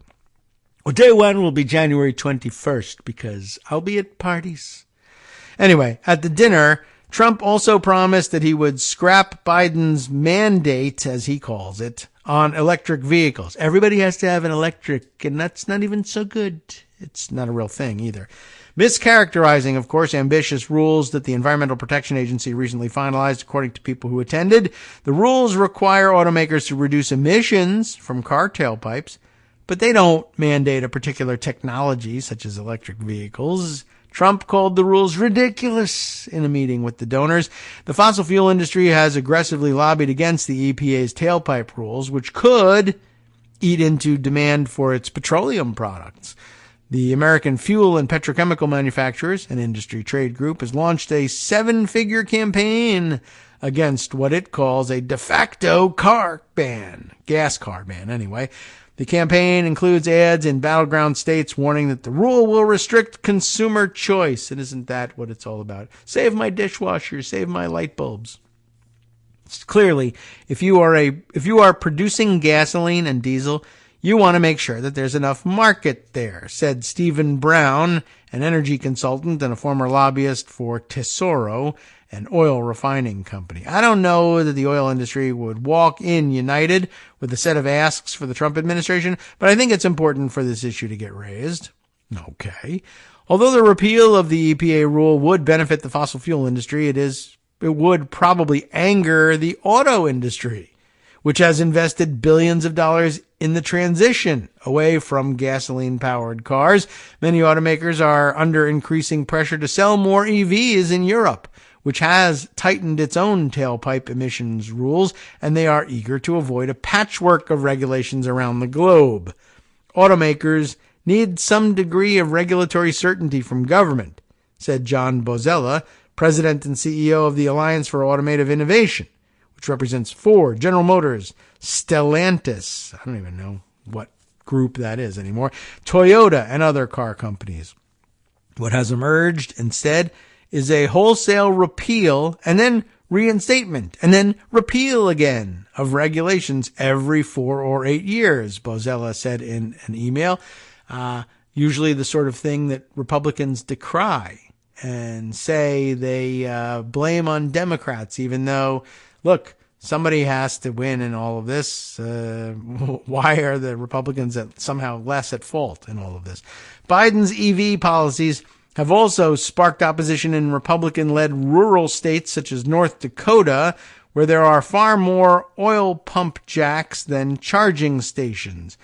A key leading figure in the Trump campaign's development of its energy policy is North Dakota Governor Doug Burgum, who has been talking extensively to oil donors and CEOs and is also looking for an invitation to the VP slot. At a fundraiser on Saturday in Palm Beach, Burgum told donors, because he was there, not in North Dakota. He's in Palm Beach, Florida, everybody, for no reason. Told donors that Trump would halt the Biden, quote, attack on fossil fuels, according to a recording of his remarks obtained by the Post. What would be the number one thing that President Trump, who we all love, could do on day one? It's stop the hostile attack against all American energy, which it's producing at a greater rate than any other country in the world at higher profits than ever. But what a big attack. Oh, my gosh. Stop an attack against all American energy. And I mean all, Burgum said. Whether it's baseload electricity, whether it's oil, whether it's gas, whether it's ethanol, there is an attack on liquid fuels. Boo-hoo. Burgum also criticized the Biden administration's policies on gas stoves, because why not, and vehicles with internal combustion engines, claiming that they would prevent consumers from buying both technologies, and yet it will not. While the Energy Department recently set new efficiency standards for gas stoves, they would not affect the stoves in people's kitchens or those currently on the market. They've got some liberal ideas about what products we need, Burgum said. You all need EV cars. You don't need internal combustion. We'll decide what kind of car you're going to drive, and we're going to regulate the other ones out of business. I mean, it's just in every industry, not just cars, not just energy. They're telling people what stoves you can buy. This is not America. That's not very serious, Doug. The Biden campaign initially declined to comment for this article. After it was published, however, the Biden campaign spokesman Amar Moussa said in a statement that Donald Trump is selling out working families to big oil for campaign checks. It's that simple. It doesn't matter to Trump that oil and gas companies charge working families and middle-class Americans whatever they want while raking in record profits. If Donald can cash a check, he'll do what they say, Moussa said. Burgum, a possible contender to lead the Energy Department in a second Trump term, that's another job in the offing, has pushed back harder to address climate change than many other Republicans. He set a goal in 2021 for North Dakota, the third largest oil-producing state, to become carbon neutral by 2030. Why would he set that goal? What a strange thing to do if he doesn't believe in it. He has stressed, however, that the goal won't be achieved via government mandates or the elimination of fossil fuels, and he has cultivated deep support among oil donors. So that's great. It will become carbon neutral. What will? The government of North Dakota. Okay, but that doesn't mean the government's going to have anything to do with it. I don't know, Doug. Despite Trump's huge fundraising ask, oil donors and their allies have yet to donate hundreds of millions of dollars to his campaign. They have contributed more than $6.4 million to Trump's joint fundraising committee in the first 3 months of this year, according to an analysis by the advocacy group Climate Power. Oil billionaire Harold Hamm, I don't think I know him, but let's track the name, and others are scheduling a fundraiser for Trump later this year, advisors said, where they expect large checks to flow to his bid to return to office. One person involved in the industry said many oil executives wanted Florida Governor Ron DeSantis or another Republican to challenge Biden. But now that Trump is the nominee, this person said they are going to embrace his policies and give. Dan Eberhart, chief executive of the oil field services company Canary and a Trump donor, said the Republican onslaught of donations was not surprising. Biden constantly throws a wet blanket to the oil and gas industry, Eberhard said. Trump's drill baby drill philosophy aligns much better with the oil patch than Biden's green energy approach. It's a no-brainer. Alex Witt, senior advisor for oil and gas with Climate Power, said Trump's promise is he'll do whatever the oil industry wants if they support him. With Trump, Witt said everything has a price. They got a great return on their investment during Trump's first term, and Trump is making it crystal clear that they're in for an even bigger payout if he's reelected, she said. I will point this out.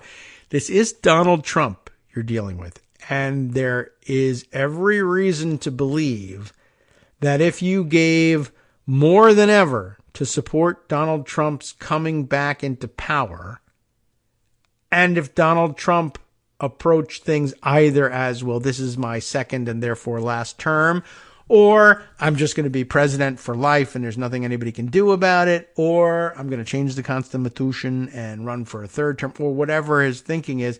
There's no guarantee that he doesn't just say, I'm taking all this money and I'm having a giant continuous party with it, and, you know, to the extent that I run out of money and need more money for partying, I guess I'll say things that will sound like they'll benefit the oil and gas industry. But I don't know that he's definitely going to do them. And you're definitely going to get your quid pro quo. Although, even if you do, it may be with an eye towards extorting you for even more money for him to play with while he's still alive. Which, you know, can't last forever. Anyway, I don't know that you're actually going to get what you think you're going to get out of somebody that is like that. They say he's transactional, but I don't know that that necessarily means that he delivers on his part of the bargain. The track record is that he does not. So, you know, take it with a grain of salt. All right, we didn't get around to how originalism ate the law, so that's too bad. But we did get around to the end of the show, and that was the goal. And in the end. Oh, I do want to mention one other, I guess, relatively short item, just because we had made a point of mentioning it in the past. The Hill has an article that I'll pass on to here that the Senate has passed its FAA, Federal Aviation Administration, reauthorization after that fight over flight slots at National Airport. You remember that Joan told us about this and that they were having a rather, I thought, childish fight over adding some additional flights to the schedule. I don't know how it came out, but they did pass the reauthorization. So that means that flights don't stop dead in the middle of everything. So that seems like good news.